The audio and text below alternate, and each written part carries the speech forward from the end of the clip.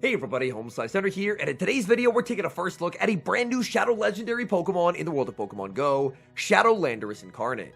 Landorus Incarnate is a ground and flying type Pokemon with the moveset of Mud Shot, Rock Slide, and Earth Power. Now, is Shadow Landorus Incarnate a must-have Pokemon for the Great League? Absolutely not. This Pokemon is insanely frail, but against all odds, I was actually able to go 13-12 today with Shadow Landorus Incarnate in the Great League, and this Pokemon's damage output has to be seen to be believed. So, without further ado, let's hop into the matches. And in game number 1, we pick up a pretty negative lead, Shadow Landorus into Pangoro. Now, being a flying type into a fighter, you would think this is a good matchup for Landorus. Well, you'll think that until you see how much damage this Night Slash does. I know Shield Night Slash rocks the Landorus, they save switch into Grumpig, and I'm going to send in Ludicolo.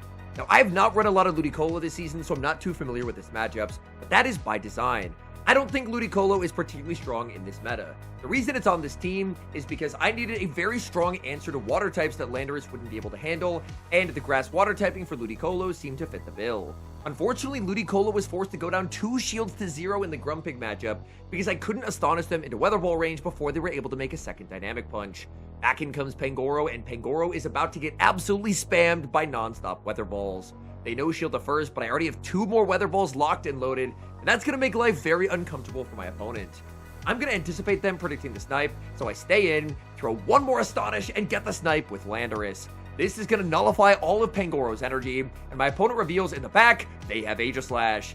Aegislash in its shield form is one of the bulkiest Pokemon in the Great League. Let's see what Shadow Landorus can do. Landorus, farm it up, going for the Earth Power. Earth Power connects, and that is the most damage I have ever seen done to Aegislash shield form.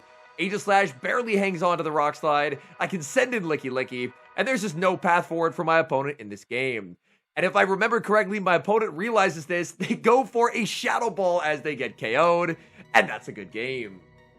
We pick up a very bad lead in game number 2, Shadow Landorus into Feraligatr. Landorus does have identical pacing to Feraligatr and does win charge attack priority. However, the reason why this matchup is pretty bad is actually due to the Shadow Claw fast move pressure.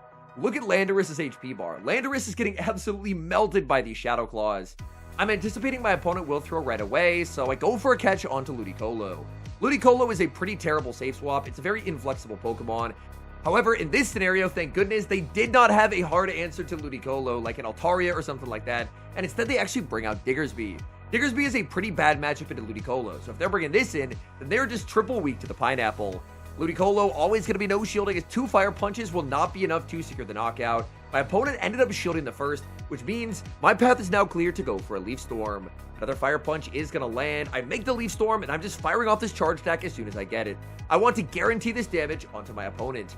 Leaf Storm lands, Diggersby gets crushed, in comes Feraligatr, and I'm going to respond with the Landorus. I overfarm, playing to the CMP tie, going for the Rock Slide. I'm hoping Rock Slide will be enough to knock out here, and it does. Down goes Feraligatr. The fact that I can throw a move that does not get same type attack bonus and still KO Feraligatr from that health range is absolutely absurd. Back in comes Diggersby. Unfortunately, it looks like I'm going to fall just shy of getting a farm down. I'm forced to fire off the Rock Slide on the CMP tie to deny their Fire Punch. I'm very low on the Landorus, but I do have some residual energy. In the back is Tinkaton. Tinkaton not going to get the farm down, and we have a Shadow Landorus sweep. Shadow Landorus gets the Earth Power, 1-hit KO onto Tinkaton, and that is a good game. We move to game number 3 and pick up an incredibly strong lead, Shadow Landorus into Stunfisk.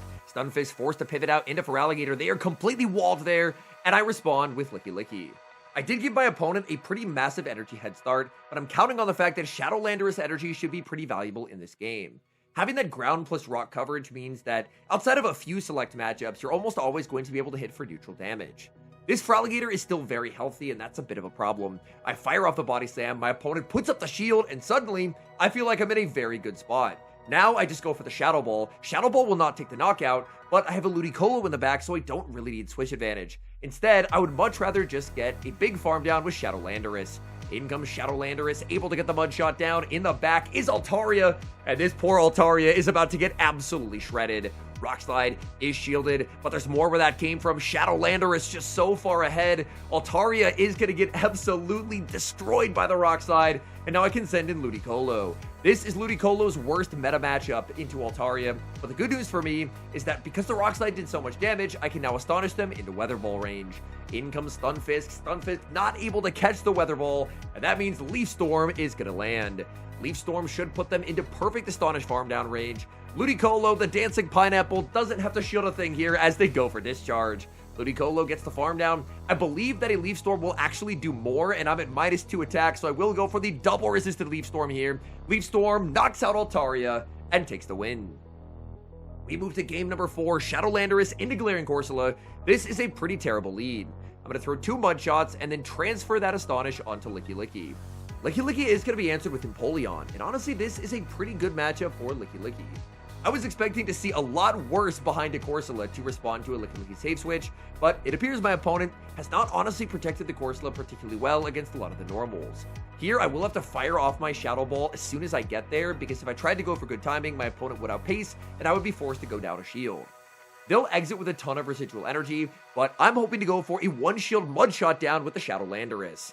As Corsola is very bulky, but Shadow Landorus Earth Power, we've seen how much damage that can do. So I'm hoping my opponent stays in and surrenders the farm down, but they don't. They pivot out, and in comes Galarian Corsola.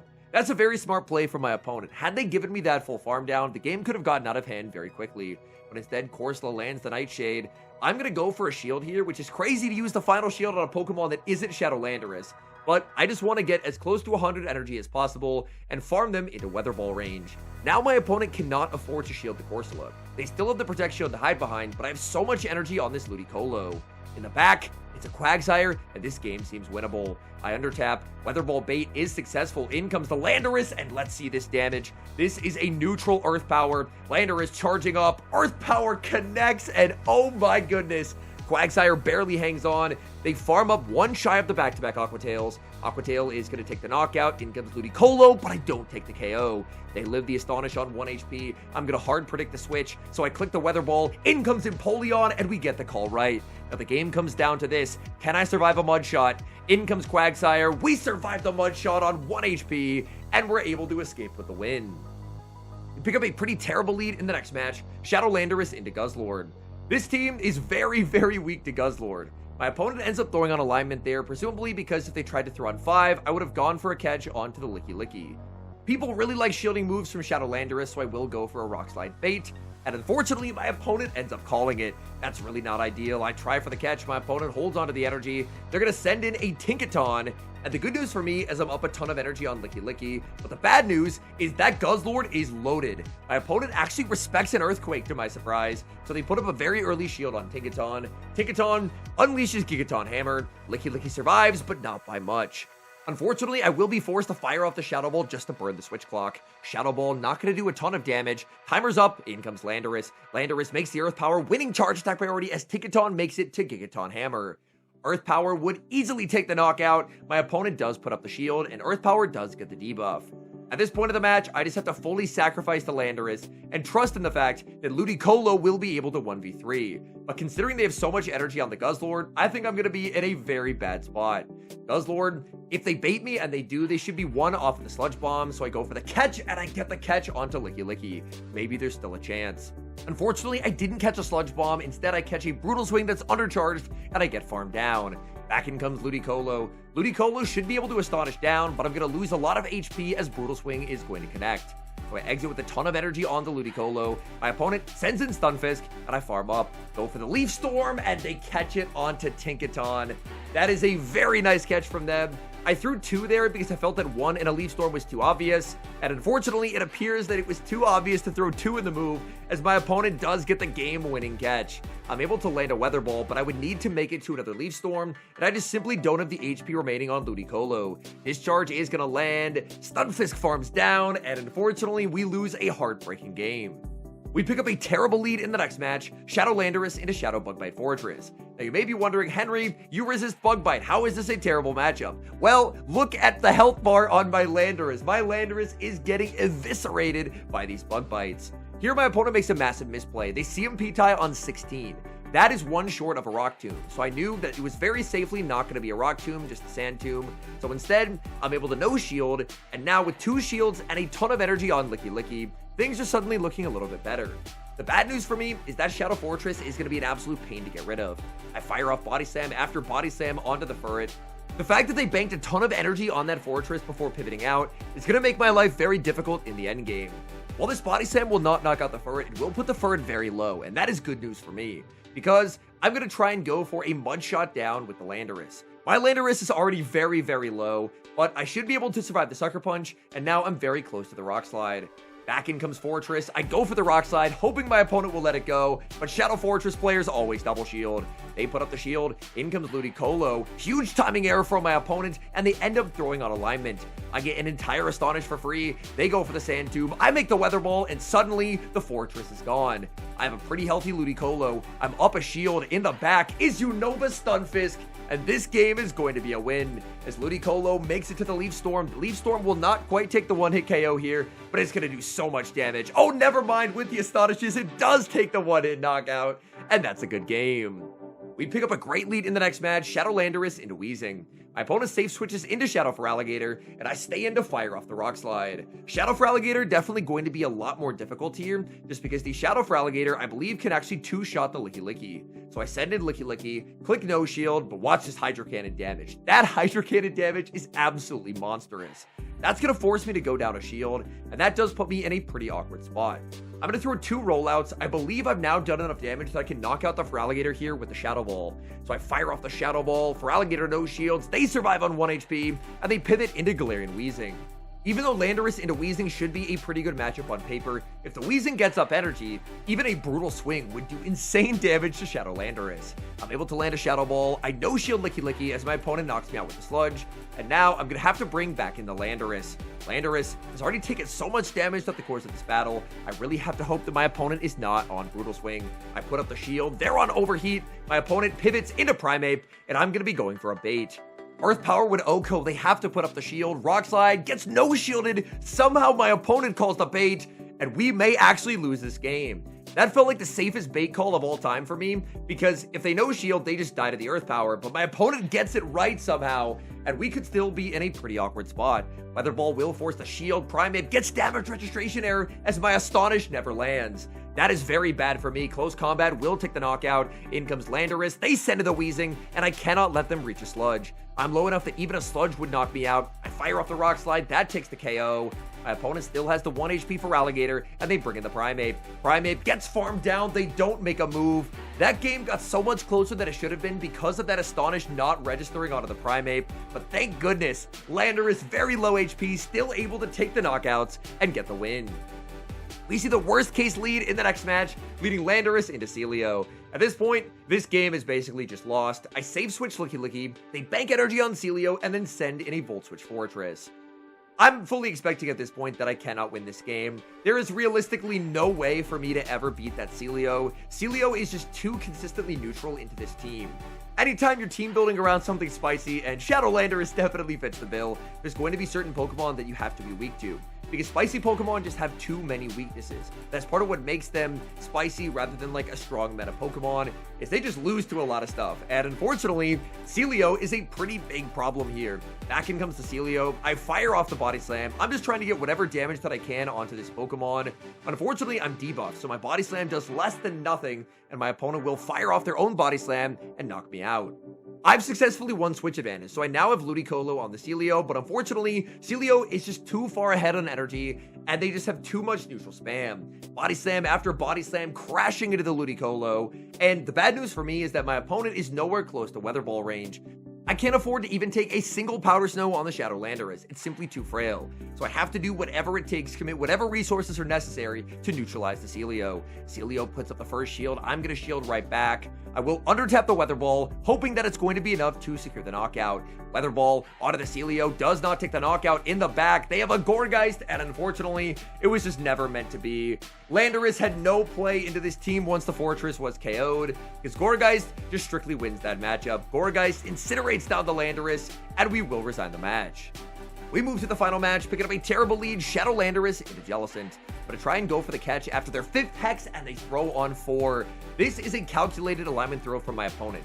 You can see from the shirt they are a regional champion. They know charge attack timing perfectly. However, they also realize that if they throw on good timing, it's a pretty obvious time for me to go for a catch. So they're going to throw back to back on alignment. And unfortunately, I don't get the catch either time. Now I'm down 2 shields. It's going to make life very, very difficult. And I'm going to be firing off Earth Power. Earth Power would basically take the knockout. My opponent puts up the shield, and they're actually the one who pivots out, and they send in Diggersby. I'm able to bank an Earth Power for later. Earth Power is going to inflict huge damage on whatever it lands on. They go for the Fire Punch. That does basically nothing, and I just farm closer and closer to the Leaf Storm. I throw the Leaf Storm on alignment because I just want to guarantee this damage. Diggersby is a pretty big problem for this team if it's not aligned onto the Ludicolo, so it's a must that I get that damage. They go for the Fire Punch. They're going to pivot out. In comes Jellicent. Jellicent snipes me down with the Shadow Ball, but honestly, Ludicolo did its job. When my opponent goes for a Surf, that's double resisted. That is never the call against Ludicolo. Ludicolo survives, makes the Leaf Storm, and knocks out the Jellicent.